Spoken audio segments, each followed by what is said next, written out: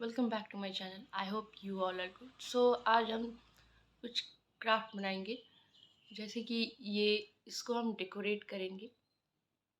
तो चलिए शुरू करते हैं। इसको डेकोरेट करने के लिए हमें चाहिए brush and acrylic colour. Acrylic colour से ही इस किया जाता है, वो बहुत सुंदर लगता है।